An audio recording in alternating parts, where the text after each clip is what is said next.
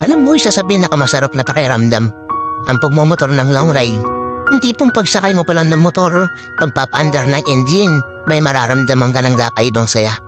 Dahil kapag nagmumotor ka na sa mahabang biyahe, talagang nakakawala ng stress at ma-appreciate mo pa ang ganda ng mundo. Hindi pong habang nagmumotor ka, masasabi mo na lang sa sarili mo na, wow, ang sarap palang mabuhay. Ang ganda pala ng mundo. Lalo na kapag ang patakbo mo ay chill lang. I-enjoy mo lang talaga ang moment. Madami kasi tayo kanya-kanyang problema sa buhay eh. Pero pag nagmumotor ka na, makakalimutan mo ang problema mo.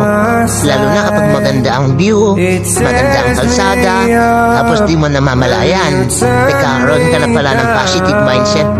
Dahil magaan ang pakiramdam mo eh. Kaya kapag stress ka na, kailangan mo lang din talaga minsan ng mahabang biyahe bilang isang pahinga. Ang weird, no? Kasi nakakapagod magmotor.